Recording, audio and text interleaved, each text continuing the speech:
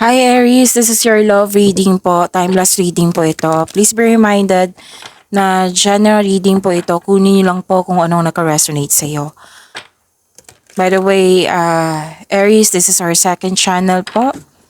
Oo, baka gusto niyo po mag-subscribe at i-click yung bell notification para malaman niyo na may reading tayo. By the way, I will try my very best na magkaroon ng 3 zodiac signs, 3 to 4 zodiac signs sa isang araw. So, mas madali na. Oo, baka after nito, after 2 days, meron na kayong bagong love reading. So, abangan niyo po.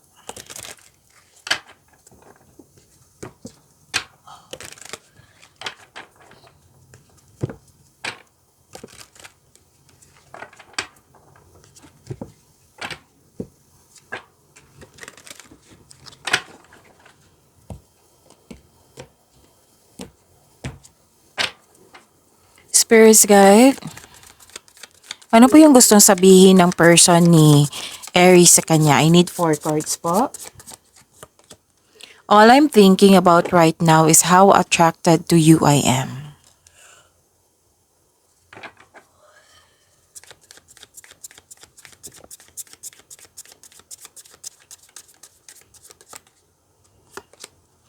I love you so much, but I keep running from you. I don't understand why I do this.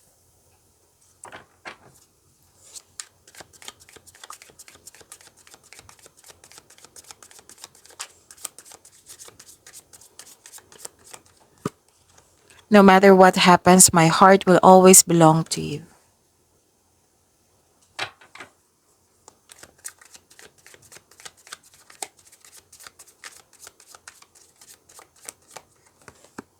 This isn't over between us. I'm coming back for you. Shuffle ko lang po. Saglit lang po.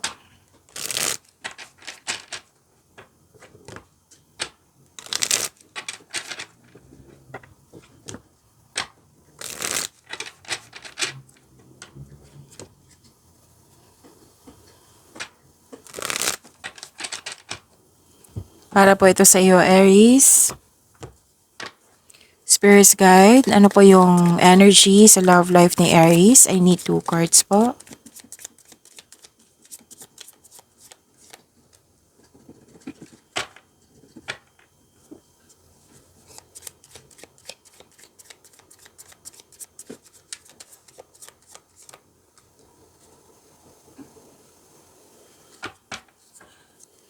Okay, kamusta? Aries, love life nyo. Nakita ko dito na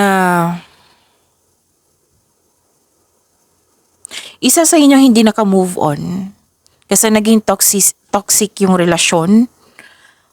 Naubusan ka ng pag-asa. Siguro may nasabi or nagawa tong taong ito. Oo. Kailangan nyo mag-usap ng mahinahon. Yun, i-open up mo yung concern mo sa kanya and give up your worries. Mag-focus po daw kayo sa mind healing instead of suffering, Aries.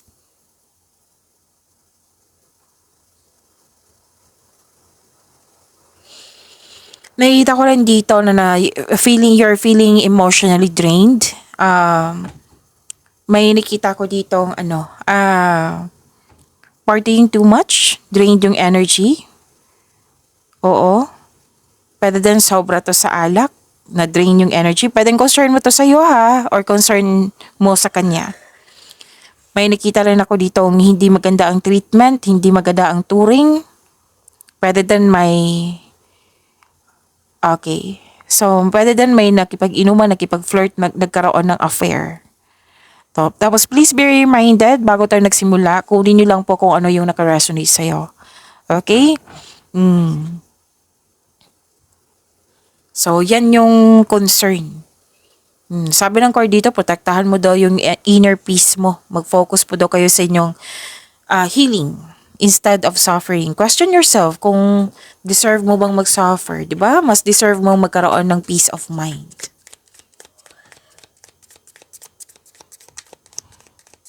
Spirits guide, challenges na ma-overcome sa love life ni Aries.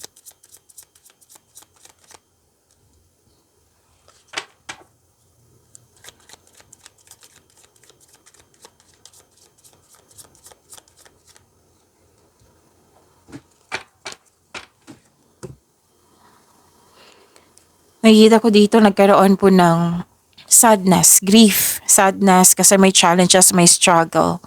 Oo. Pwedeng nagkaroon ng loss of connection to. And okay, kailangan mong i-process to. Kailangan mong i-process kung kailangan iiyak, iyak. Kasi crying is a very healthy thing to do. It relieves stress, ease pain, and cleanses our soul. Don't worry, after nito, magkakaroon po ng new direction. Basta willing lang po kayong mag-move forward. Kasi may loss of connection. Pwede nawala yung tiwala mo sa kanya.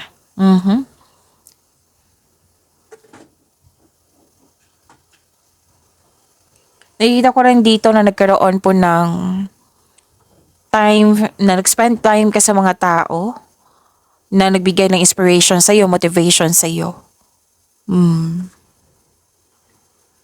May advice ang card nyo dito. Kung kayo, kung andyan siya, baka kailangan yung magkaroon ng time sa isa't isa. Mag-travel, mag-decorate ng bahay, yung mga passion nyo na gagawin nyo together. Oo, kasi it might be panahon ang concern talaga, main concern. Panahon.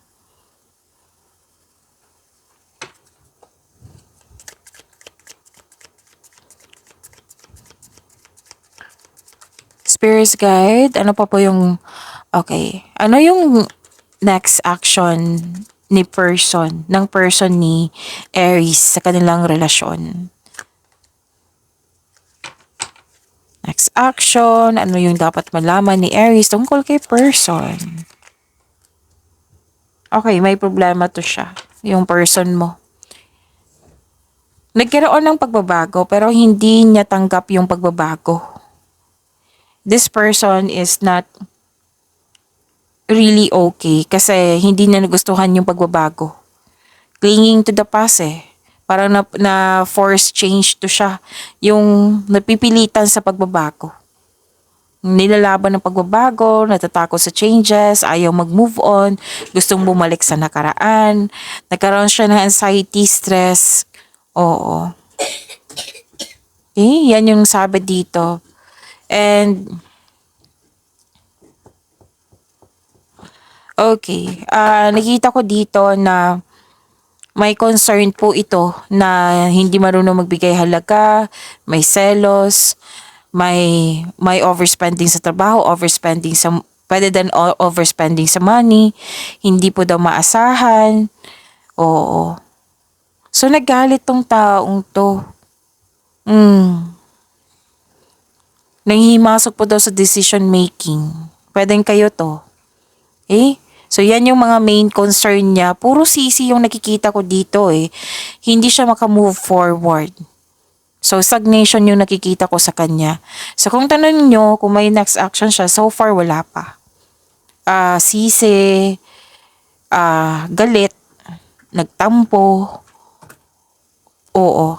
This person is, wala pa siya sa letting go. Nasa, kumbaga, paras kayo, yung ina-express pa nyo yung emotions nyo. Yung mga nangyari din. Okay, so sana'y ma-overcome nyo po to. Kayong dalawa, sana'y ma-overcome nyo po ito. Kung may cross-watcher kayo, sa mga cross-watcher dito ni Aries, sabi ng card dito na mag-usap po daw kayo at magpatawad. Gawa po daw kayo ng adjustment para magkasundo kayo ni Aries. Sabi po dito. So, yun. Next, after 2 days, I think, meron na kayong love reading. So, I will try my very best na mag-post po dito. So, see you po. Maraming salamat.